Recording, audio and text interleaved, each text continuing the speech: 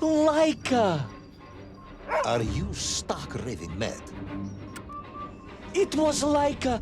I am sure of it. That spirited little dog saved me. Laika saved you in her little space machine. I believe the correct term is capsule, General. Don't push your luck any further, Ivan Ivanovich. I fear it might snap. Oh, my apologies, General. In my excitement to explain what I discovered on the far side of the Metagalacticus Interiorus, I got carried away. And it happened like this.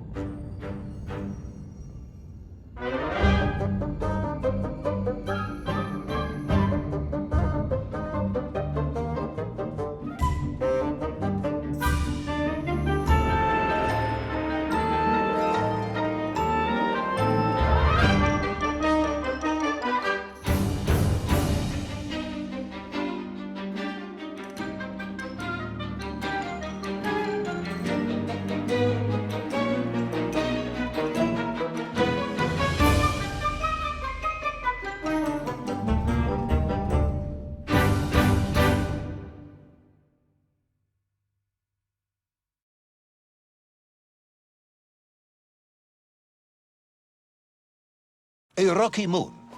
It's the center of the Earth. The source of all creation, General. A place where time flowed like rivers, and boulders of raw matter rained like comets upon the cratered rock. Another miraculous escape from death. Another happy accident. It was no accident, General. Laika took me there entirely deliberately. I'm sure of that. She continues to be a heroine and a savior and protector of our great nation.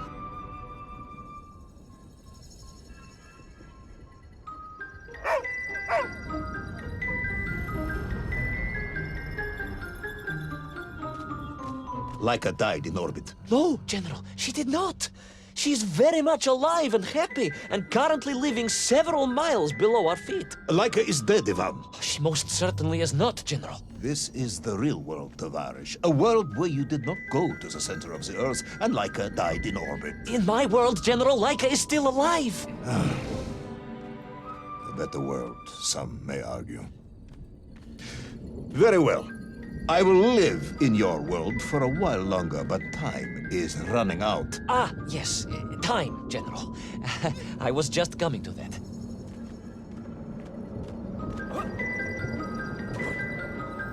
There in the distance it stood, enveloped in a mighty time storm.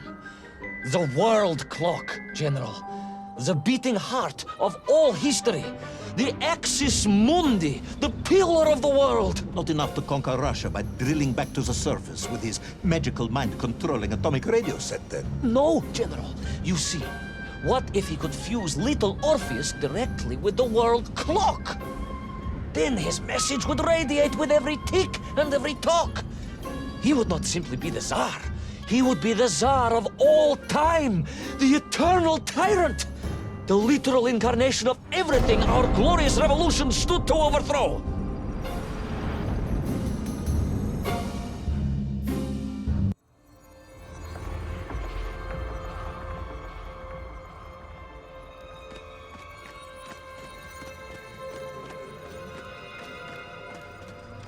Sonikiv!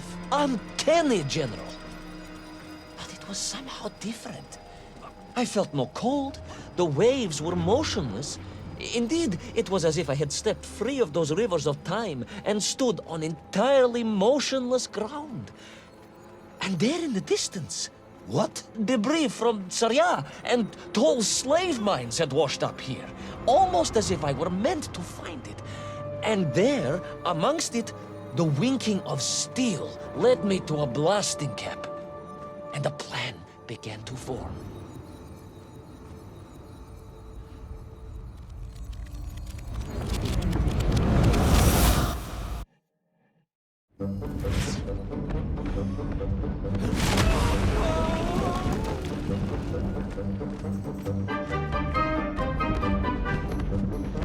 The terrain was ferocious. Explosive eruptions of fire and heat. Thunderous emissions. The terrain was ferocious. Explosive eruptions of fire and heat. thunderous emissions and lethal gases. Much like your cousin Pavel, perhaps, as a result of consuming all of those stolen eggs. Ah, General, you have been listening after all.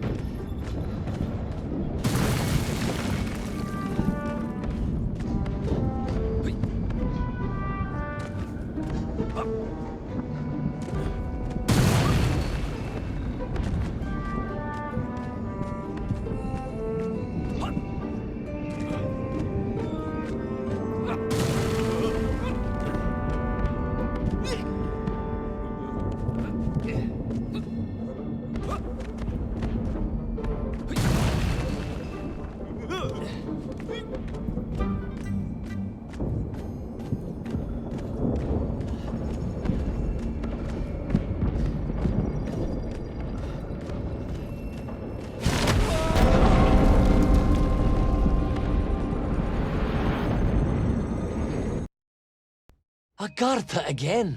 But why? You are stalling, comrade. The clock is ticking. Tick-tock, tick-tock. Of course. In a flash of inspiration, I understood.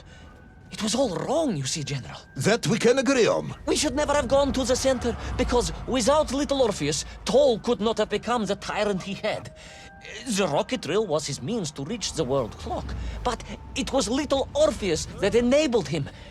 And the time itself, the world clock itself, was determined to make matters right. With a little help from you, of course. Merely a simple pawn in a game played upon a cosmic scale, General. But a pawn who understood that he was being given a second chance to grab a chunk of the explosive resin that wondrous city was built upon.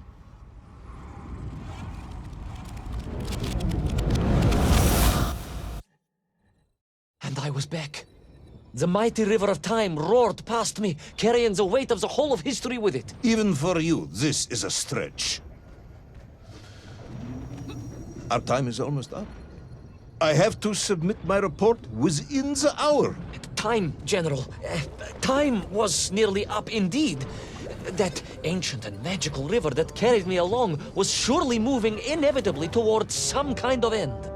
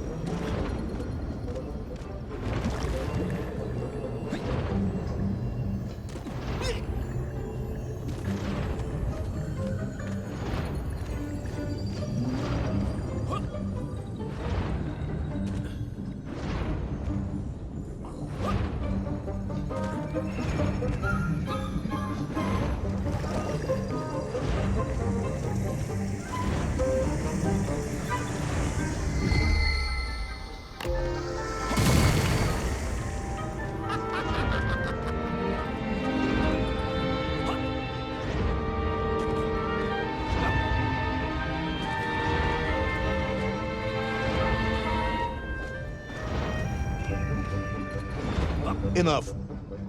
No more Privalov. No more stories. No more lost worlds and space dogs. I'm full of it. It is nearly midnight, and you have not given me the adequate explanation for the whereabouts of little Orpheus and the atomic bomb. But, General, I am about To tell you what happened when I finally caught up with the villain Toll. I do not care, Tavarish. I simply do not care. You have worn me down, and it is time to call a halt to this. I bear you no manners, comrade. In many ways, I admire you, but time is running out. Yes, General, yes. Time. Time. Because it was time itself that suddenly appeared to be on my side.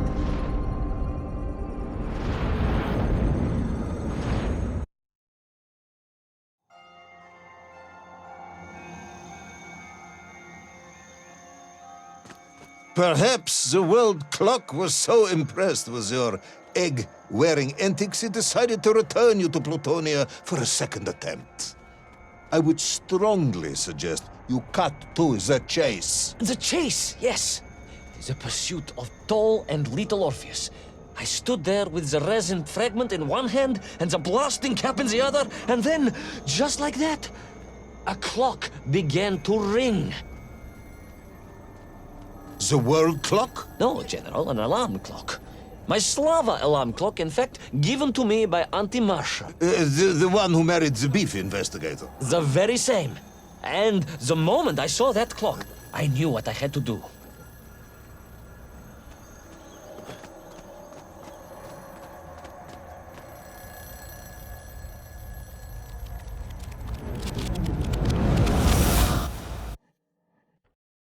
Yes, I'm waiting. A bomb, General. A bomb to destroy a bomb. So, you decided to build a bomb, eh? A bomb to destroy little Orpheus. It was a simple plan, really, General. Yes, you are very fond of your simple plans.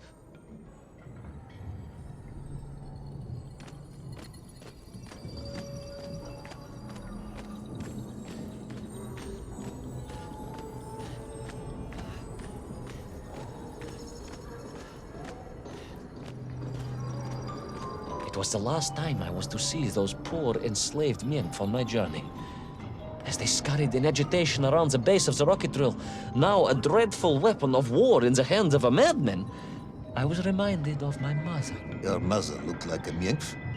That is extremely disrespectful, comrade. No, I meant I was raised by my mother from an early age, of course. My childhood memories of my father were all too brief. You are rambling, Comrade Privalov. Time is running out. Diani Rezinovi.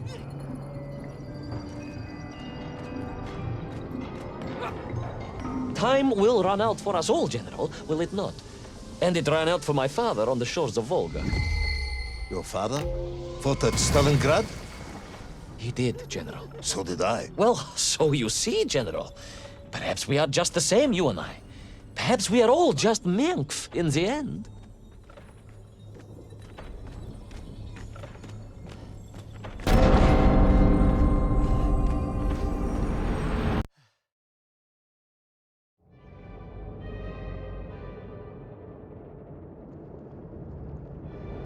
What possible use in the construction of a bomb could be found in the belly of a giant whale? Were you perhaps planning on using a worm as a fuse? That would be ridiculous, General. I would hate to undermine your otherwise entirely plausible account. You forget, General. The belly of the beast was full of shipwrecks. And on one of them, I was bound to find what I was looking for. Fuse wire. Comrade, yes, you'd forgotten all about the fuse until I reminded you, hadn't you? General, your cynicism is unbecoming to a man of your rank and stature.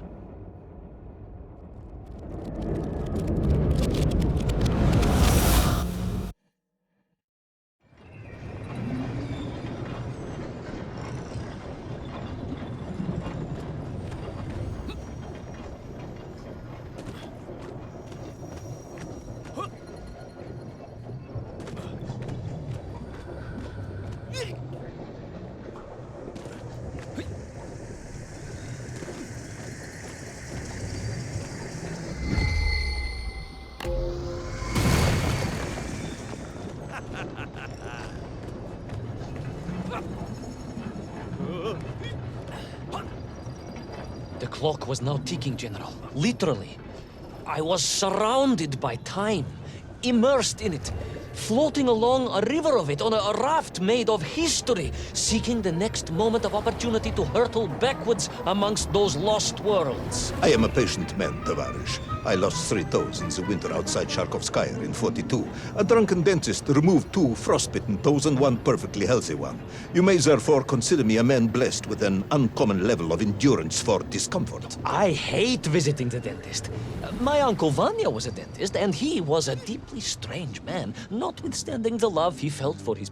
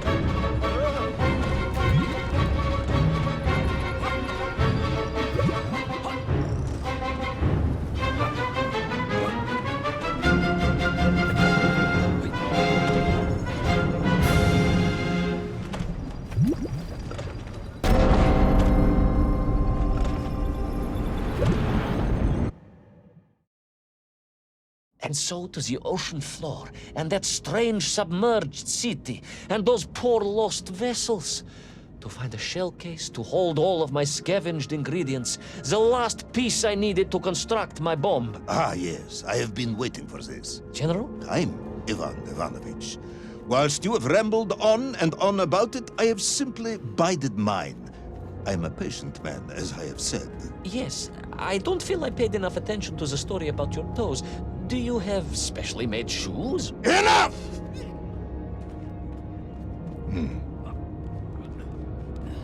Now I have your full attention. Indulge me, Tavarish. Explain to me how you made this bomb. General? Your bomb, comrade, that you so brilliantly constructed to destroy little Orpheus. Tell me how you made it.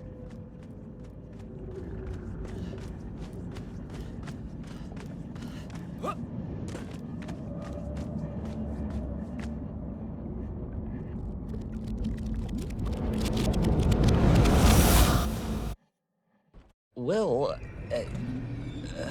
In detail. The type of detail that should present no problem to a man who is actually capable of building a bomb, which I suspect would be an entirely different man to one who cheated on his entrance exams for the cosmonaut program.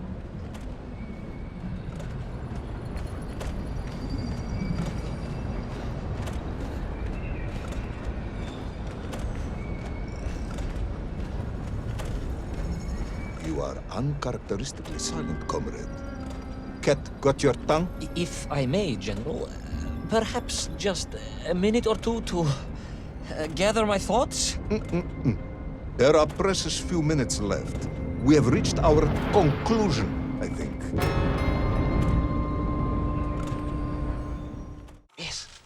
Yes, we have, General. I gazed up at the world clock and knew I had arrived at my destination. Whatever lay inside would see my journey end one way or another. But I had no idea of the marvels that awaited me. And The bomb, Ivan Ivanovich! Tell me how you built the bomb! it was a wonderful sight. The world... It is 2 minutes to midnight, Ivan. It is time to end this story.